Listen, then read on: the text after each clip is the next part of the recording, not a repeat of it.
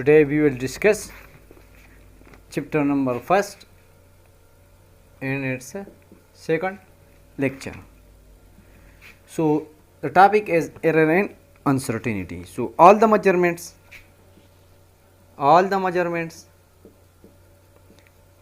that we do or that we calculate and fix are uncertain to some extent. These are uncertain to some extent. Uncertain mean there is some possible error.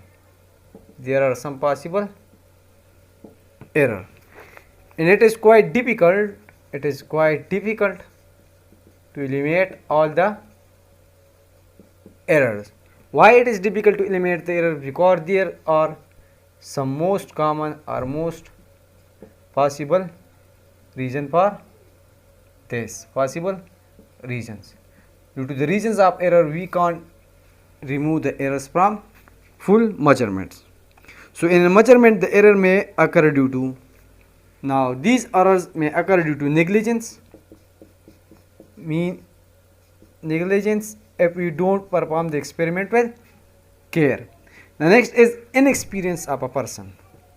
If a person is not much experienced or he is not much experienced and he is performing the experiment first time or second time, then he will perform some mistakes and this will cause the error in measurement. So negligence and inexperience can cause the error.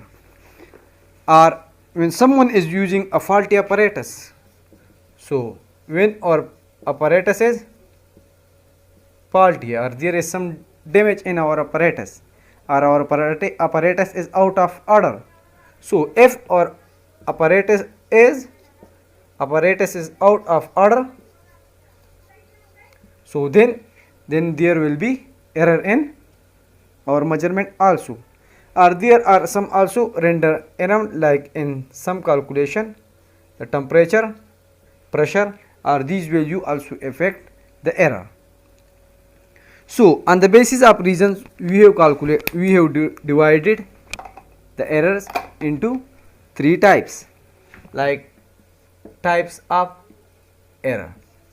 So the first type is called personal error, or that is due to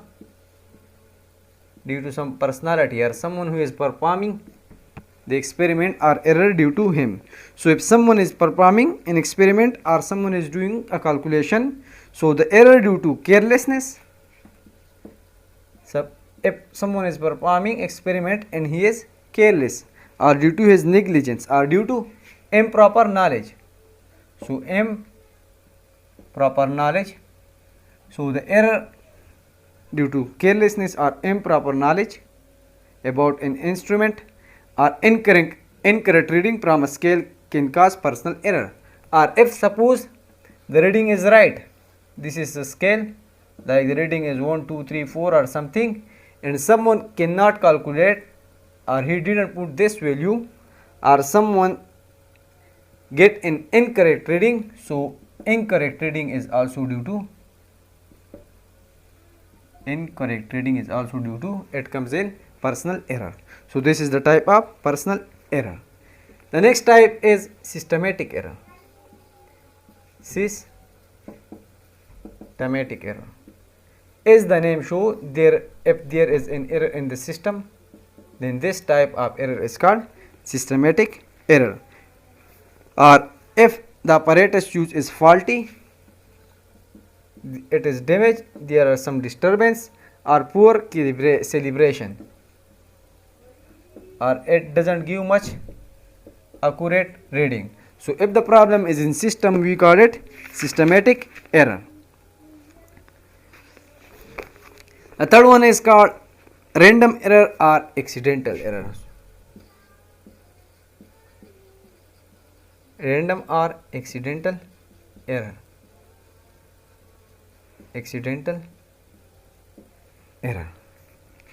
So the error due to repeated measurement of same quantity under same condition that the result of values are different, so this is called random error.